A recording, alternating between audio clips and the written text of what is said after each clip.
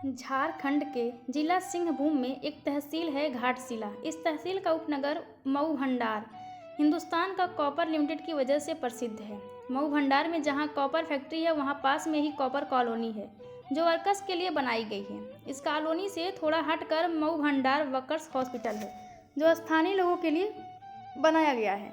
सन 1989 में इस हॉस्पिटल में एक डॉक्टर तैनात था, प्रभाकर। उसकी पत्नी डॉक्टर शांति भी उसी अस्पताल में तैनात थी। इस डॉक्टर दंपति को अस्पताल के प्रांगण में ही रहने के लिए बंगला मिला हुआ था। डॉक्टर प्रभाकर शकल सूरत और व्यवहार से जितना असभ्य, बदमाश और क्रूर लगता था, डॉक्टर शांति अपने नाम के अनुरूप उतनी ही शांत स्वभाव की थी। डॉक्टर प्रभाकर और डॉक्टर शांति के 2 बच्चे थे, एक बेटा एक बेटी। दोनों बच्चे मोसाबनी कॉन्वेंट स्कूल में पढ़ रहे थे। डॉक्टर प्रभाकर असभ्य और बददिमाग ही नहीं बल्कि दिलफेक भी था। अस्पताल के किसी डॉक्टर अथवा नर्स के साथ उसका चक्कर चलता रहता था। कई बार तो उसकी प्रेम कहानियों की चर्चा अस्पताल से बाहर कॉलोनी तक पहुंच जाती थी।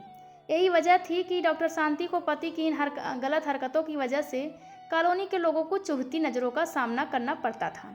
कई बार तो क्लब वगैरह में मुंहफट अफसर कह भी देते थे, भाभी जी डॉक्टर साहब को नकेल डालकर रखिए।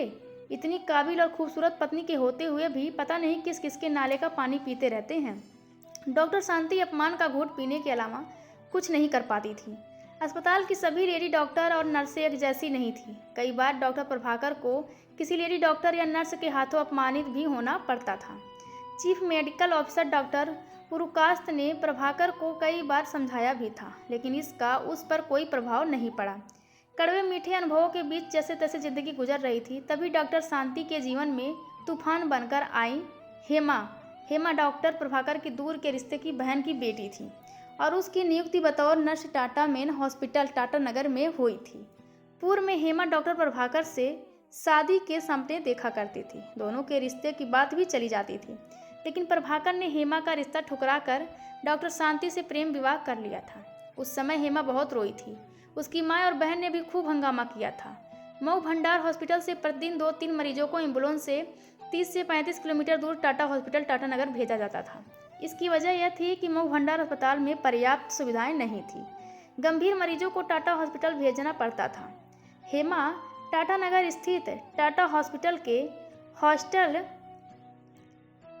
में रहती थी। शनिवार को वह अस्पताल की एम्बुलेंस से मऊ भंडार आ जाती थी और सोमवार सुबह एम्बुलेंस से ही टाटा नगर लौट जाती थी। मऊ भंडार में वह डॉक्टर प्रभाकर के बंगले पर ही ठहरती थी। डॉक्टर प्रभाकर रंगीन मिजाज आदमी था। डॉक्टर शांति की गैर मौजूदगी का लाभ उठाकर उसने हेमा से संबंध बना लिए थे। जब डॉक्टर शांति घर में नहीं होती थी तो प्रभाकर और हेमा इसका जमकर लाभ उठाते थे। डॉक्टर शांति को अपने घर में हेमा की मौजूदगी अच्छी नहीं लगती थी। इसकी वजह यह कि उन्हें पति की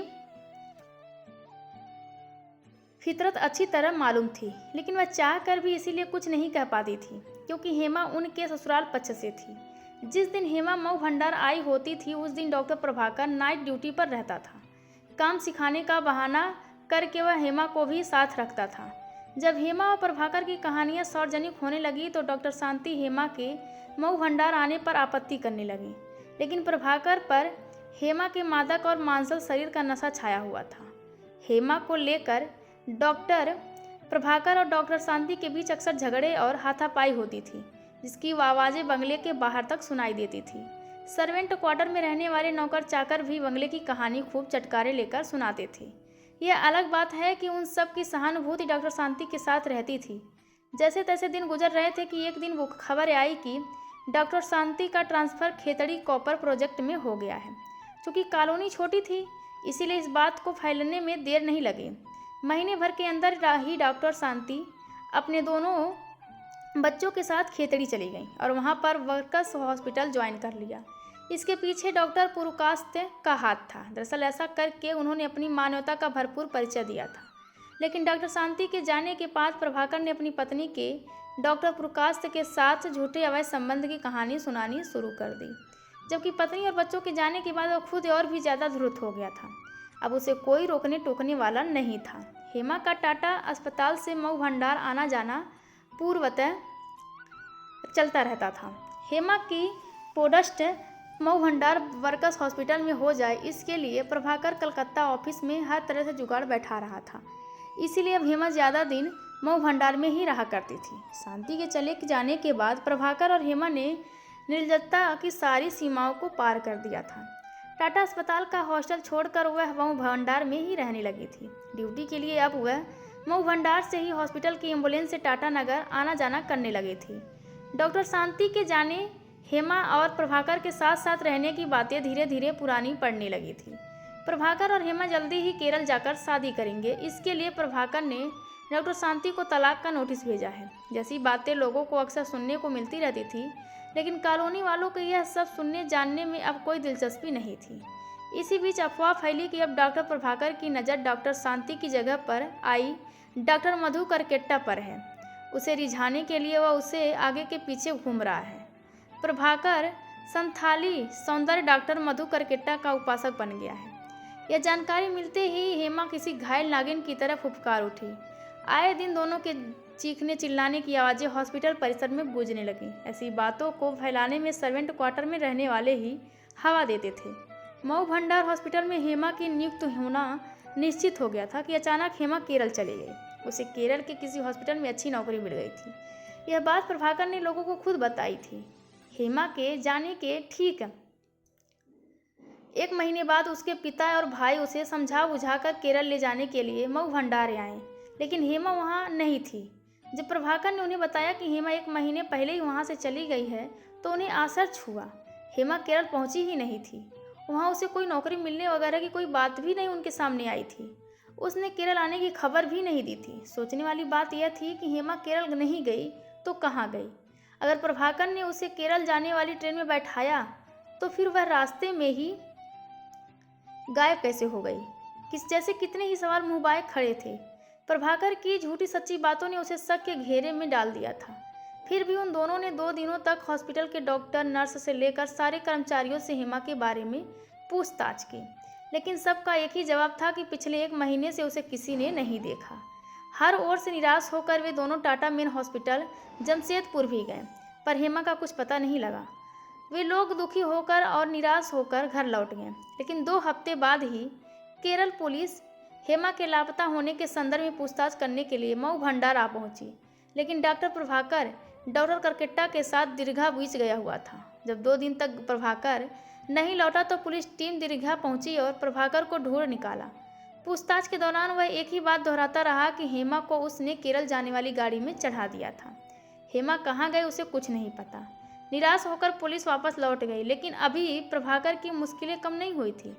उस साल इतनी बारिश हुई थी कि स्वर्ण रेखा नदी का तूफान बहुत ही उन्मादी और भयानक हो गया था। इतना भयानक कि नदी का पानी कॉपर फैक्ट्री के गेट तक आ पहुंचा था। ऐसा लग रहा था कि पूरी कॉलोनी ही जल निमग्न हो जाएगी।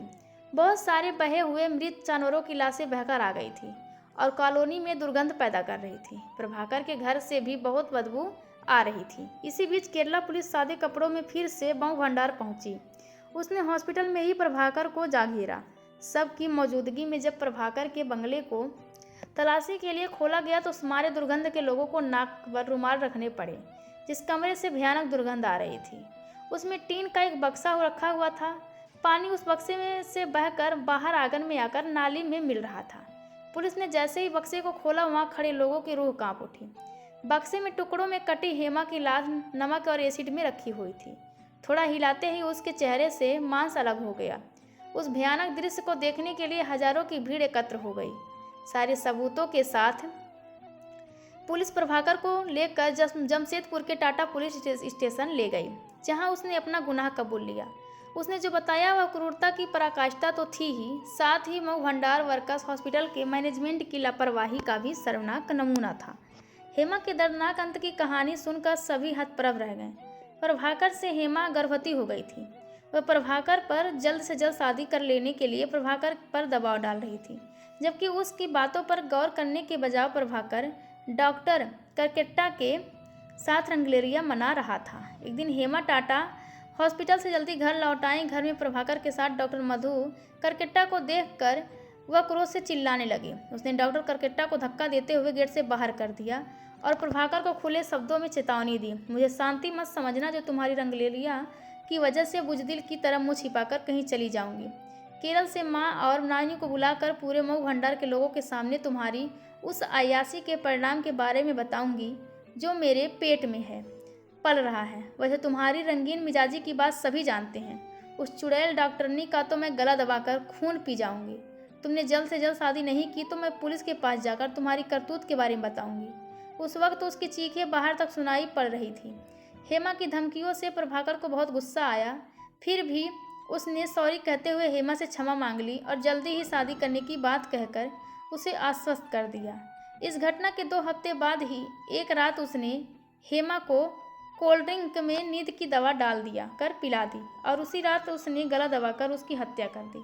प्रभाकर के अमानवीय कृत्य का अंत यहीं तक नहीं हुआ। उसने ऑपरेशन थिएटर से तेज धार वाले औजार लाकर हेमा के लाश के टुकड़े किए और एक बड़े बक्से में रखकर नमक और एसिड डाल दिया। इस काम में डॉक्टर करकेट्टा ने उसका साथ दिया।